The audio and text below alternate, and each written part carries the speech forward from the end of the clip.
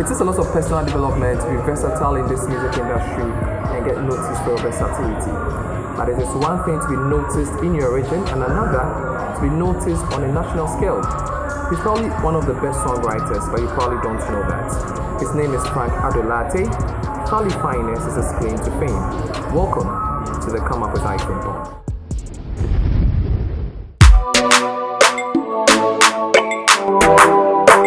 Then find us on the mic,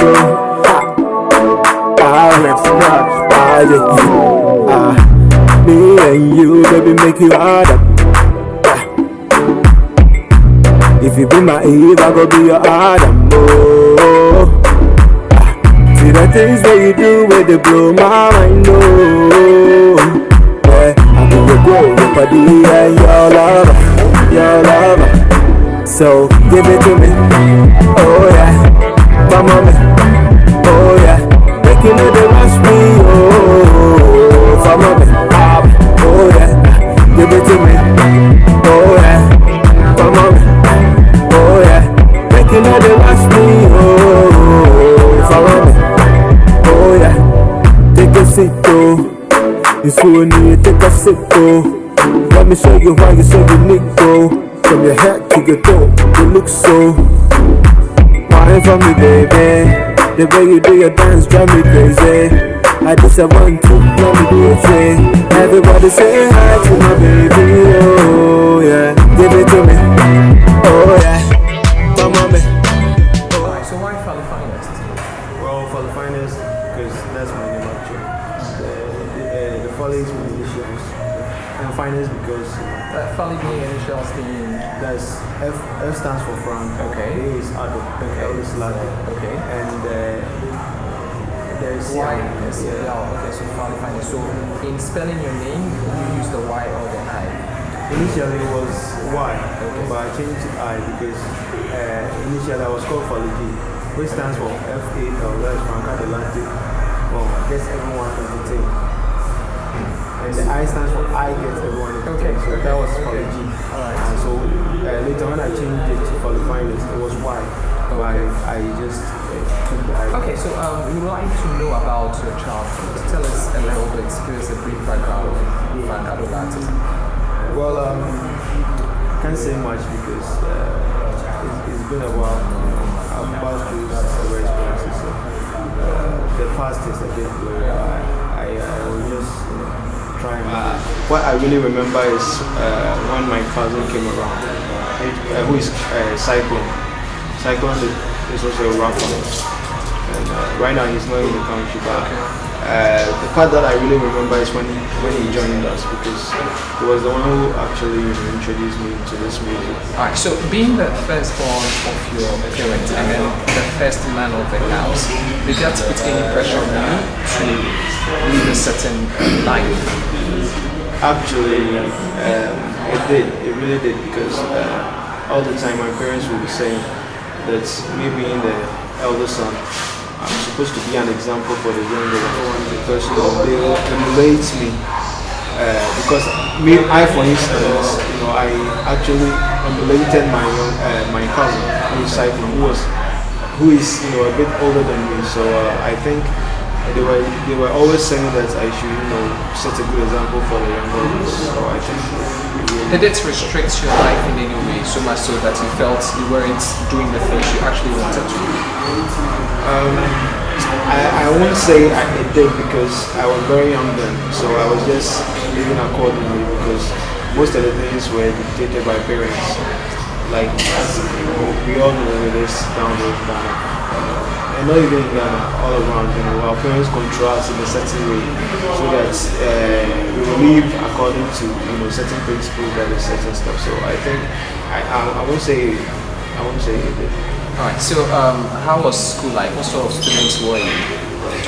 I would say when I started I had a good foundation because I was schooling at a school which was my grandfather's school. Yeah, so I wasn't paying anything and I was actually, specially catered for. Yeah, because they really wanted me to have a solid foundation to move on. So I think when I started it was good Yeah, I started way back. I started at an international school, Evangelist Primary in JHS. Yeah, but it got to a point. My parents saw that the school wasn't, it was You were too brilliant for the school. not that because I wasn't the first all the time, but the teachers weren't that serious because it was a private school. And although it was an international school, it got to a point the performance was a bit down. So they wanted me to have the best of education. So they moved me to Sacred Primary School, which was a government school, yet it had infrastructures and facilities and also staff like the international schools, and it works soldiers with most of the big schools here in Sudan. So I was moved from that different school to Sacred. I'm told, reliably informed that you were a straight A student. Oh, actually, I was above average student, I would say, because most of I quite remember way back in primary 6. Yeah, that was my worst performance during my whole basic education. I was 12th in position. And I couldn't send my report card because it would have been disaster. Alright, so right from basic school to JHS and then to SHS. To SHS, JHS, I completed my primary school at Sacred, then moved to Sacred Junior High School, and I did well in my basic education examination. So I moved on to senior high school, one of the best in the region. That's St. James Seminary Senior High School. Yeah, so I moved there, and there too I was an average student because it was the best. It's actually the best school in the country, the whole country. Like according to WASI results and stuff. So it was tough for me because I was actually a science student too. Okay. Science student. So I fell within the average students, because I was struggling throughout from the start to I completed. I was just struggling, but I was able to pass. Was science your choice, or your parents decided to let you go and do science? Actually, I really wanted to do science because I saw that growing up I wanted to be a doctor before the music thing came in. So I was like, I can combine this thing. It's very easy because I wasn't someone who studied a lot, and yet I could get good results. So I was thinking that would be the same case in senior high school. So I opted for science because I thought that would kind of make my dream as a doctor and as a musician come true, because I wanted to combine both. You wanted to be a doctor and a musician? I wanted to follow the medicine path, and yet pursue my music career as well. At what point did you feel that wasn't impossible? That was not possible? I would say it wasn't possible, but it was very difficult because even from the start of my senior high education, I found out that even just the medicine path was very, very difficult. Not to talk about adding the entertainment part. So I was a bit more into the books than the entertainment. So I think before the end of the first year, I was actually telling my mom that I wanted to move to the business class because science class was a bit difficult for me. Yeah, because I wasn't someone who actually liked studying, but just that I was fast in class, and so I could grab certain things before like examination came. Yeah, but I wasn't someone who sat down to study. Okay. All right. So it actually got real when you went to SHS, and that is when you also started discovering your music. Well, actually, the music was really, really good. As I told you, when my cousin moved to our house, around primary, like I was a big fan of his because he used to write his own rap lines, and so it was very interesting for me. But I didn't know when I picked it up. It got to a point I got to know that I could also write as well. Yeah, so I started with the rap. It was just rap around GHS. Yeah, I had a rap book which I did my writing in around just VHS to VHS. All right. So you seem to have straight parents. You also seem to be from a solid Christian background. So what sorts of songs were you exposed to as a child? Coming up, it was mostly gospel and a bit of hip life way back before my cousin came in. Because when my cousin came in, he introduced me to a whole new world because it was really, really deep, into the hip life scene. So he introduced me into it. So I think around that time, I got more into the hip life than the gospel. Okay. All right. So now you are done with SHS. You've moved to the SHS was when your rap started. When I started actually, writing and recording. So by my checks and listening to you, your first love was rap. Then you were rapping. You even won a certain competition at a point with rap as well. And at a point you also named the best rapper in BA. When did all of that disappear for you to start pursuing singing? Yeah, actually, I think with the singing it was in the family, ever since I was on, because I used to sing when I was a very young person. Sing in church? I would say, but I wasn't singing in church. Okay. So when I started writing about and I entered to SHS, I forgot the singing for a while and I did rap more. But I think after a while, that's after SHS, after doing the rap for a while, I had to settle for one because I had to either think of rapping or singing because most of the very established musicians in the world are defined for one. It's not easy for you to sing and rap at the same time and get very recognized. It's just few people who have the opportunity. So I had to just decide, and I decided on one. Right. So it's just because you felt that you would be a better singer than a rapper, or you felt that singing was more commercially accepted than the rap? I think for commercial music, it depends on you, the person, the artist. Yeah, but I think the singing, it had a special kind of, I don't know, but it has something special to it than the rappers because most rappers are, they are just accepted by a certain group of people, age group. Okay. Yeah, because I think most old people are not into rappers more. New school rappers, they like the old school rappers. Yeah, so I think even the elderly, the people are about 50. Most of them are not, interested in rap more. So I wanted to broaden my, I wanted to reach more people. Yes, my fan base. So I just had to, concentrate on the singing ball. Because if it got to a point I couldn't rap anymore, I could still sing. Have you reached more people now than you used to now that you're a singer? Of course, yes. Because although most people are saying that during my rap days, I was better, but I think when I started doing the singing, most people are appreciating me now. Would you go back to rap if you had the chance? Sometimes I think about it, but right now I do more of writing rap for people than just performing for myself. Alright, so what was the big break for FaliFinest? I think that was way back 3 years ago. That was actually my first single, the one I had other singles, and I even joined the group after SHS. That's Hectic. We did a lot of songs. We had, I think, over 100 songs because we had over 100 songs. Yeah, because we had a studio. Okay. We recorded every day. Sometimes we recorded 4 songs a day. Yeah, I think I spent like 2 years there. So I think we have a lot of songs there. Some we didn't even release. Yeah, but I think my first breakthrough was Susu Bowling. Okay. Yeah, which was I would say my first official single.